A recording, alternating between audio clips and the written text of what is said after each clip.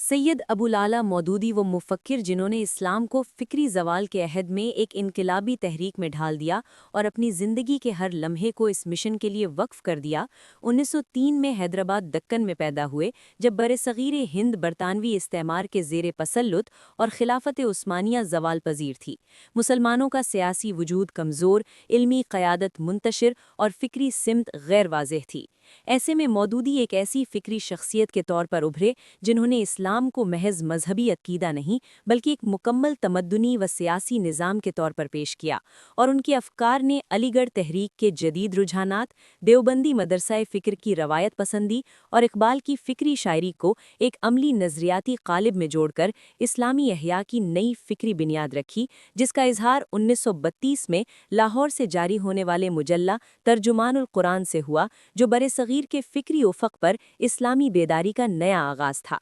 कुरान की तफ़हीम को ज़माने के फ़िक्री चैलेंजेस से जोड़ने का गैर मामूली कारनामा उनकी तफ़हीमुल कुरान है, जो महज एक तफ़सीर नहीं बल्कि कुरान को जदीद तमद्दुनी, सियासी और माशी मसाइल से मरबूत करने की एक फ़िक्री जिद्दोजहद थी, क्योंकि उन्होंने कुरान के मज़ामीन को ऐसी ज़बान और मंतिक़ में पेश किया जो जदीद तालीम याफ्ता तबके के ज़हनों से हम आहंग थी, और उनके नज़दीक कुरान का मकसद महज इबादत या नजात नहीं बल्कि अदले इज्तिमाई, सियासी नज़्म और माशरती इस्लाह का जामे पैगाम था। उन्होंने कुरान को इस्तेमार, तबक़ाती तफ़रीक़ और अखलाक़ी ज़वाल के ख़िलाफ़ एक फ़िक्री हथियार के तौर पर मुतारिफ़ कराया और साबित किया कि इस्लाम इंसान के हर अमल के पीछे एक अखलाक़ी मकसद रखता है। मग़रिबी तहज़ीब की चमक के पीछे छुपे फ़िक्री ज़वाल को बेनकाब करने वाली निगाह उनकी बसीरत का सबूत थी, जब दूसरी जंग अज़ीम के बाद मग़रिबी ताकतें आलमी निज़ाम पर काबिज़ हुईं और सरमायादारी, लिबरल जमहूरियत और सोशलिस्ट नज़रियात को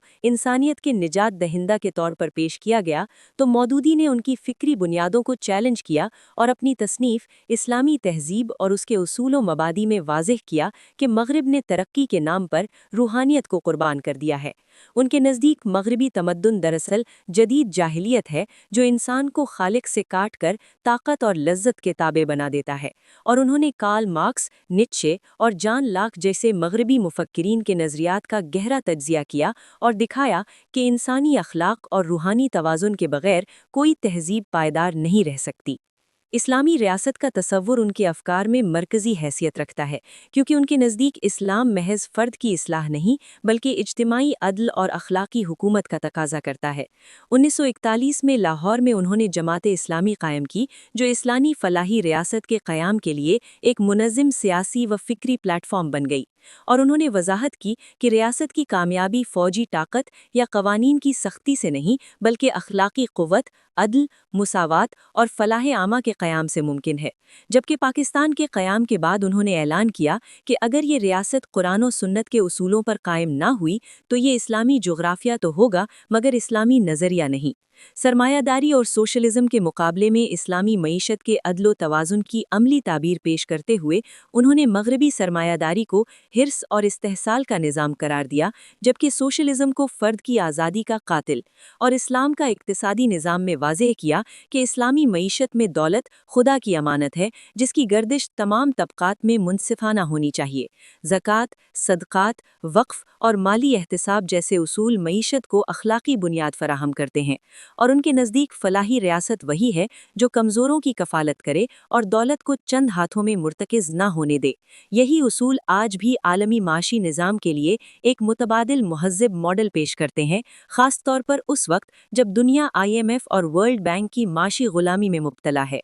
नौजवानों के दिलों में फ़िक्री खुदमुख्तारी, दीनी वक़ार और अखलाकी शऊर बेदार करने का अज़्म उनकी शख्सियत का नुमाया पहलू था। जब 1947 में पाकिस्तान बनने के बाद तालीमी इदारे मग़रिबी नज़रियात के ज़ेर असर आ रहे थे, तो मौदूदी ने नौजवानों के जहनों में फ़िक्री इस्तिक़लाल का बीज बोया और इस्लामी जमीयत तलबा के क़याम की सरपरस्ती की, ताकि नई नस्ल तालीम के साथ अखलाकी तरबियत और दीनी शऊर हासिल करे, क्योंकि उनका पैगाम था कि इस्लामी इनकलाब बंदूक से नहीं बल्कि कलम, इल्म, किरदार और इस्तिकामत से बर्पा होता है। और यही नज़रिया आज के मुस्लिम नौजवानों के लिए भी राह अमल है, चाहे वो इस्तंबुल के तालीमी इदारों में हो या टोरंटो, जकार्ता और काहिरा की यूनिवर्सिटियों में। اسلامی دنیا میں فکری اثرات کا دائرہ قاہرہ سے استنبول تک پھیلا ہوا ہے، کیونکہ سید مودودی کی فکر جنوبی ایشیا کی سرحدوں سے آگے بڑھ کر مشرق وسطیٰ اور افریقہ میں اسلامی تحریکات کی فکری بنیاد بنی، اور ان کے نظریات نے مصر کے سید قطب، تیونس کے راشد الغنوشی اور ترکی کے نجم الدین اربقان جیسے رہنماؤں کو متاثر کیا، جبکہ ان کی کتاب الجہاد فی الاسلام کو الازہر یونیورسٹی نے 1930 میں اسلامی سیاسی فکر کا ایک نمایاں علمی ماخذ قرار دیا، اور ان کے افکار نے پاکستان کے 1973 کے آئین میں قرآن و سنت کی بالادستی کے اصول کو نظریاتی جواز فراہم کیا اور اسلامی قانون سازی کے تصور کو فکری بنیاد دی۔ تاریخ کا وہ لمحہ جب مودودی کی فکر ظلم کے مقابل حق گوئی کی علامت بن گئی، 1953 میں تحریک ختم نبوت کے دوران آیا، جب انہیں گرفتار کیا گیا اور سزائے موت سنائی گئی، جو بعد میں عالمی دباؤ پر معاف کر دی گئی۔ یہ واقعہ ان کی زندگی میں ایک فیصلہ کن موڑ تھا، جس نے ثابت کیا کہ اسلام کی خدمت صرف منبر یا تحریر سے نہیں، بلکہ قربانی اور استقامت سے بھی کی جاتی ہے، اور یہی استقامت ان کی تحریک کو اخلاقی طاقت اور عالمی اعتبار بخشی تھی۔ فکری استقلام، اخلاقی جرت اور اجتماعی شعور ہی وہ قوتیں ہیں جو قوموں کو زندہ رکھتی ہیں، اور سید مودودی کا پیغام آج بھی امت مسلمہ کے لیے فکری روشنی اور عملی تحریک کا سرچشمہ ہے، کیونکہ ان کی فکر ہمیں یہ سکھاتی ہے کہ اگر مسلمان اپنی تاریخ، اپنی شریعت اور اپنے نظریاتی اصولوں سے وابستہ رہیں تو وہ نہ صرف اپنے زوال کو روک سکتے ہیں، بلکہ انسانیت کے لیے عدل، اخلاق اور امن پر مبنی ایک نئی دنیا کی تعمیر کر سکتے ہیں۔ اور یہی وہ سوچ ہے جو ہمیں یقین دلاتی ہے کہ اسلامی انقلاب آج بھی ممکن ہے، بشرطے کہ ہم ایمان، علم، نظم اور استقامت کے ساتھ اپنے رب کے نظام پر قائم رہیں۔